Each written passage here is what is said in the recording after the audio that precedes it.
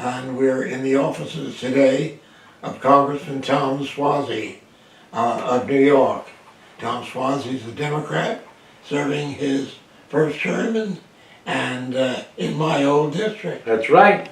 As a matter of fact, I want people to know that Lester Wolff is very well respected in the Congress throughout the country, and I've sponsored legislation to name a wildlife national refuge that Lester first protected back in the 1960s. It's going to be named after Lester Wolff. I got all of the New York delegation to co-sponsor the legislation, both Democrats and Republicans, and we're going to keep on pursuing that. Hopefully we'll have a great 100th birthday party for you in January. That's great. Thank you so much. I want to talk about you. You've got to have a great background for the Congress. You were a county executive and served, how many terms did you serve? I was the county executive for 8 years, and I was the mayor of my hometown for 8 years. Small city of Glen Cove and the big county of Nassau County, 1.4 million people, $2.8 billion budget, larger than 11 states in the United States of America. And you had, I believe, a balanced budget, if I'm not A balanced budget. I had more bond upgrades by Moody's, Fitch, and Standard & Poor's than any other municipality in America. I had 13 bond upgrades during my tenure in office. How do you feel that helped you in your congressional life? Well, you know, my private sector background, I studied accounting in college. I became a CPA. I worked for Arthur Anderson & Company. And then I was a lawyer. And really my CPA was really one of the best skills for mayor, as county executive, and now as a member of Congress, that helped me understand what's going on with the budgets. And I'm on the Armed Services Committee. $700 billion budget. There's never been an audit done of the Defense Department, there's one going on right now for the first time ever. And I'm digging into I'm finding out how badly run things are. Well, that gets us to another point, and that is to say our relationships in the world, in addition to a defense budget, which I understand is going to be cut back. The recent report is that the Congress is going to cut back the original budget that was set forth for the military. Well, let's see what happens with the Senate and the House of Representatives as they do their conference committee. It won't be over till it's over. It'll still be an enormous amount of money. The budget for the military in the United States of America is larger than the next 7 countries combined. We're the only government in the world that can project our power anywhere in the world. So many countries are very focused on defending their region. America can go anywhere in the world, and that's been a positive thing, certainly since post-World War II. How does that fit with the President's idea of downgrading NATO? Well, we shouldn't be downgrading NATO. That doesn't make any sense at all. We should be. That's one of our most important alliances in the world, and the President's playing a very high-stakes game, which I think is irresponsible at times. I'm all for having NATO members contribute more to their own defense. I think that's a positive thing that we should be encouraging. President Obama did the same thing when he got the 2% commitment a few years back. So I'm all for Germany, which has a very robust economy, paying more for their own military defense. I'm all for England doing the same. I'm all for other countries paying more of their own way instead of just looking at as America as taking care of the whole thing. But I think the President, in the way he's done it, has put at risk this very important relationship. He is alienating some of our closest allies. There's no question about it. I think that one of the things I'm seeing in some of the language that comes out is the President is alienating himself from these countries, but they still respect America. And they feel like they have to go through the next 2 years, or possibly the next 6 years, but the next 2 years, and just wait until America comes back to its senses. So they put it really on the President more than they do on the people. What can be done now? I never served in a minority position when I was in the Congress. I was fortunate. 8 terms and in majority. Big difference.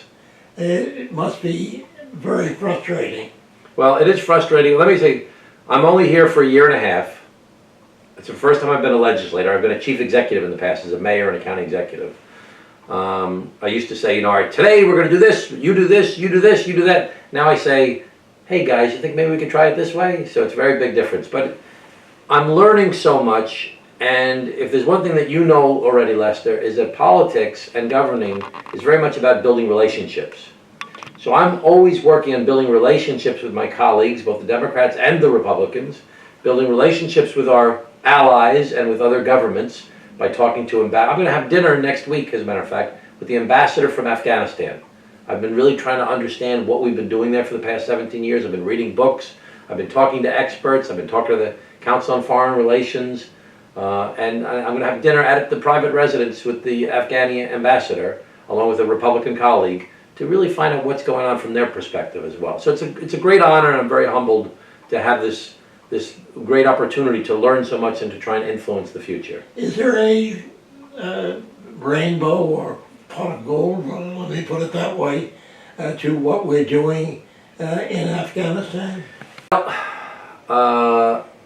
Let me just talk about some of the basics first. We've been there for 17 years, and we've spent an enormous amount of money, and we've lost a lot of lives, and we've killed a lot of people as well. And we have to be there, we believe, and I agree, because 20 of the 100 terrorist organizations in the world operate out of Afghanistan. And we're there not because because of the Taliban, but more because of the other terrorist organizations that want to have a safe haven there to try and train their troops and plot and strategize and lift off their operations to try and blow up Europe or blow up America. So we have to be there to thwart that from happening, and I understand that. I think we have a very clear military strategy as far as train, advise, and assist, and help build up the Afghan army, and help build up the Afghan police, and the Afghan special forces, and the Afghan Air Force, and get the Air Force to work better with the army, and also to put more pressure on Pakistan to help us in the region. So that's a very clear strategy. But on the civilian side, there's no clear strategy. So America's investing $45 billion a year on a military strategy, on propping up the Afghanis, as I said, and of our own operations, and CIA and clandestine operations as well, which probably not even including that number. And we're spending less than $1 billion a year, so $45 billion military, less than $1 billion on the civilian side of trying to build roads and schools and infrastructure and to show them train them how to be a government. First, out of balance. So we're doing a great job at clearing and holding, as they say for the military parlance, but we're doing a very bad job on rebuilding and transitioning. And I can't get a straight answer as to what's the strategy. We have a list of all the things we spend money on. I can't even get that list. But we don't have a strategy as to how we're spending the money. And one thing I'm hearing from other people, from the Afghanis, is they'd like us to spend the money in certain ways, and we are spending it ways that we want to spend it. We need to have those two things come together more, especially if we want Afghanistan to take responsibility for its own problems instead of us having to deal with it. It's almost like the show must go on in Afghanistan. The fact that we're there, but we don't know why we're continuing to be there. Well, I know why we're there, because we want to try and stop these terrorists from having a safe haven. But they move to different places. So we need to strategize as to how to have this government run itself. We can't be there forever. I want to get in the foreign affairs field, and that is in the question of this tariffs that the president has placed, and the threats of tariffs with China, for example. And how do you feel about that? Again, I think it's a very high-stakes game that he's playing, and he looks at it as a game. I mean, one of the things we're finding about the president, he doesn't really dig into the details that much. He doesn't really think about the long-term consequences of what he's doing. There's no question that China is the rising power of the world. There's no question that they have a plan for 2025 and 2050 for them to become the most dominant player in the world, to eclipse the United States of America. That's their goal. And they're cheating. You know, they're stealing intellectual property. They're buying up things as well. They're trying to influence other countries by using money through the One Belt and One Road policy, where they're going out and they're loaning enormous amounts of money to governments that can't possibly pay the money back. When they don't pay it back in the default, they take over natural resources rights, mineral rights. They take over ports. The president is making it all about the trade imbalance. It's much bigger than that. It's much more sophisticated than that. And I'm concerned that if we just get into this back and forth, it's going to cause prices to go up in America for people that can't afford for the prices to go up because their wages are not going up. And it's going to cause a lot of instability in a lot of other places in the world where, you know, the president is giving the stiff arm to NATO on one hand. He's pushing away Russia, I'm sorry, bring Russia in closer on a personal level, and he's playing this high-stakes game with China. I think it's a very risky strategy with a lot of balls that he's juggling at once, and it doesn't seem like he has a clear plan. Well, on an overall basis, how do you feel about the coziness that has been displayed with Russia? I think it's very unusual. The president has some sort of weird blind spot. There's something going on. I don't know if it's collusion or if it's traitorous or all these different things that people throw out these words very cavalierly. I just think it's very unusual.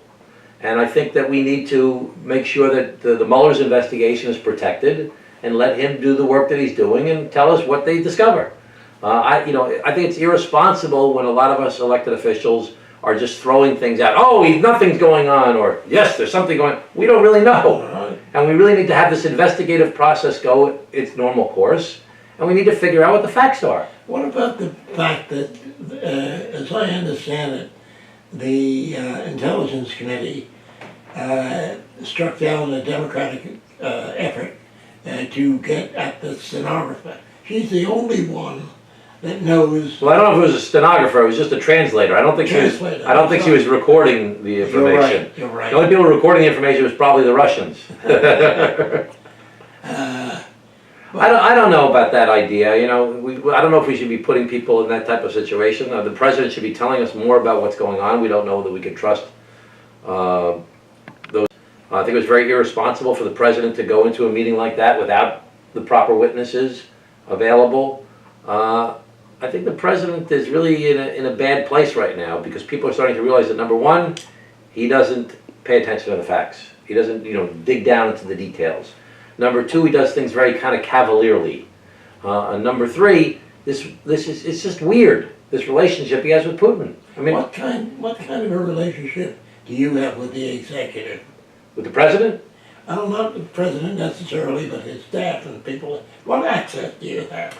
Well, I know the president from when I was the county executive in Nassau County, and I ran for governor of New York against Eliot Spitzer. I got crushed in that race against Eliot Spitzer. You remember that, right? Yeah. Didn't turn out very well for me. Didn't turn out very well for Eliot Spitzer either, but president from then. And I was invited to a meeting at the White House with very few Democrats and Republicans early on in the administration. I've met with members of the executive branch through the Problem Solvers Caucus. I'm the vice chairman of the Problem Solvers Caucus, 24 Democrats and 24 Republicans trying to work together to find common ground. But nothing's really come of any of it. I quite frankly don't think that the president appreciates how difficult politics and government really is, and he's relying on the wrong people to try and tell him how to move forward. He wants to make a deal, but then when it comes time to actually negotiate something, they can't get anything done because the people they're relying on are very ideological, far-right people that are trying to control the process. I'm not saying the president is necessarily of that ilk, but that's who he's relying on. There seems to be an abrupt changeover of thinking of some part of the American electorate. We long have considered Russia to be an enemy. Yes. An adversary. Now he wants to make Russia, who are still, they say they're no longer communists. All right, they're Leninists. Oh my gosh. The president says this is the worst relationship we've ever had with Russia. They've been so... I don't know if he remembers the Cold War, or if he remembers the Cuban Missile Crisis, or if he remembers... I won the World Anti-Communist League medal. And I'm still against communism. And it's unfortunate that what has happened here, he's permitting the Russians to make an intrusion upon our system. And some of the people around him, like Bannon and what have you, they are avowed Leninists. Yeah, it really doesn't make any sense. I mean, the Democrats have an opportunity here to be the more patriotic in this instance, and they should be taking advantage of this opportunity to demonstrate that. I actually have a bill called the Russian Anti-Corruption Act, and my bill is making the basic point that because of all this partisan fighting going on in America about Russia in the 2016 election, we're missing the bigger point of what's going on, that Russia is trying to destabilize democracies throughout the world. That's right. So my bill is focused on Europe and Eastern Europe and say, let's look at what Russia's doing. Let's get the State Department and the Treasury Department and the Department of Justice to work together to look at what Russia is doing in Europe and Eastern Europe. What are they doing to buy off politicians? What are they doing to buy up media companies and spread propaganda? What are they doing with energy companies to try and influence countries by saying, listen, you don't work with us, we'll shut the energy off? They're doing all kinds of things using economic warfare, using propaganda, cybersecurity, corruption to try and destabilize European and Eastern European countries. And it's not just Crimea and Ukraine. It's Latvia and Estonia and Belarus, and it's trying to influence the the French elections, the English elections, the murders that we saw in England. So Americans are not paying attention to what the Russians are. In both the cases of Russia and China, Americans are missing two basic points. With Russia, they're engaging in this economic warfare and this kleptocracy, all designed to make more money for the oligarchs. And they're trying to destabilize democracies to do it. With China, because the focus is only on trade imbalances, we're missing the fact that they have a very detailed strategy to take over everything.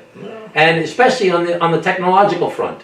The Chinese have a very sophisticated plan to become the forerunners in everything technological. So they literally will see a technology in the world, and they'll say, okay, let's go buy that. If we can't buy it, let's go steal it. If we can't go buy it or steal it, let's go hire the people that are working on it, and we'll pay them enormous amounts of money and have them work for us. If we can't do that... And stealing our technology. And stealing our technology.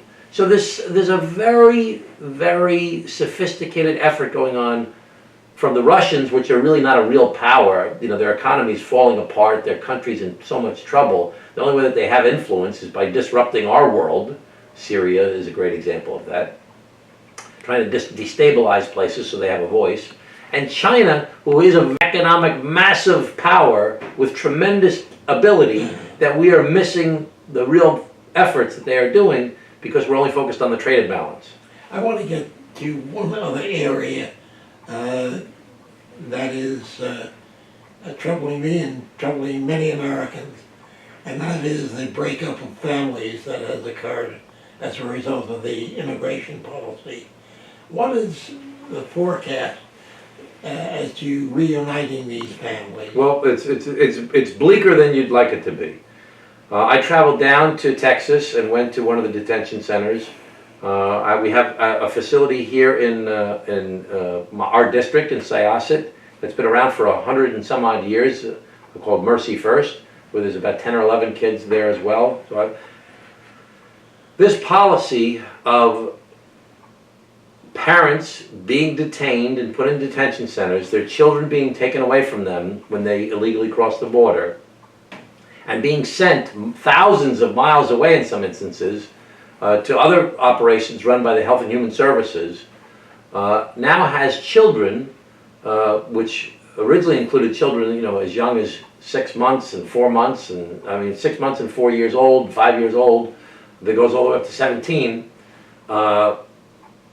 that are not being reunited on a quick basis because we know where they are. We know, well, the Health and Human Services Department knows where they are. The problem is matching them together with their parents. So everybody's given a case number when they're first separated. But what happens when you have a 4-year-old child who can't speak English? Or a 1-year-old that they Or a 1-year-old that doesn't know where they're from originally. I mean, what if they're just put with 2 other 1-year-old kids that don't know their last names or where they're from originally? So this is another example of the president doing things kind of cavalierly without digging into the details as to what the consequences are. We've seen this with a lot of different things, and we have to be concerned about it. One question about infrastructure, which you obviously have great experience in, having posts that you've occupied before. This country needs an awful lot of building up or rebuilding. And when Trump said we have to make America great again, isn't that part of it? We're not thinking about that right now. Well, you know, there's been some efforts on this, but the president thinks it should all be done by the private sector and by local and state governments. That's not going to work. We need a massive federal investment. And we need this not only because we need to rebuild our roads and our bridges and our mass transit and working on broadband in rural areas and a whole bunch of other infrastructure, airports, ports. There's been not enough investment in this in America for several decades now. We also need it because we need to create the jobs related to it. There is a big gap between the wealthy and the poor, and we are losing our middle class. And we need to create these type of jobs to try and rebuild the middle class. Not for the long-term solution, because it won't be the long-term solution, but at least for the next couple decades. We need to have some massive infrastructure investment in this country to improve our economy, to improve our quality of life, but also to provide jobs for people where they can make enough money so they can afford to live the American dream. Well, one final question. I'm strict. I hope you're voting for me. Oh. I'm supposed to be impartial. Okay, all right. It's hard to be impartial under these circumstances. The question of local taxes. This whole business now of disallowing the ability of the individual to deduct their local taxes is putting an onerous burden upon the taxpayer. Is there any move afoot to revert that? There's several things that are going on. New York and New Jersey, along with 2 other states, are suing the federal government for changing this policy that's been in place since the Civil War. Since Abraham Lincoln, we've allowed people, when they file their federal taxes, to deduct their state and local taxes. It doesn't make any sense that you're paying federal taxes on the taxes you've already paid. Double taxation. Double taxation. So there's other efforts to try some clever things related to creating not-for-profits where you could pay your taxes to a not-for-profit so you could get the charitable deduction. I think that's going to be very difficult that people are considering. I think the main thing we need to do is we need to change the policy, and we need to go back to having state and local tax deductions. One bright spot on the horizon is that the Supreme Court is now allowing sales taxes to be collected on internet transactions. That'll be a great source of income for states and local governments to try and hopefully reduce their local property tax burden. Well, Tom, I want to thank you very much for taking time out. I know this is a busy schedule that you do have, and for you to take time out like this to talk on Ask Congress is a great tribute, and I thank you. I thank you, Lester. I wanted to make sure I got on your show before you turned 100. He's 90 day over 98. I don't count the years any longer. But after we're finished with this program, I'd like you to, through Ask Congress, to talk to some of the Congresses of the world through our service. Ask Congress provides an opportunity for people to interface with their counterparts throughout the world. And if you dig and dive deep enough into the site, you will find an opportunity. So if you have a few more minutes after the program, I'd like you to send a message about how the American people feel, maybe in contrast to what Trump is saying. All right, Lester, thank you so much. Thank you. Thank you. Now until next week at the same time, this is Lester Wolf saying so long from Washington.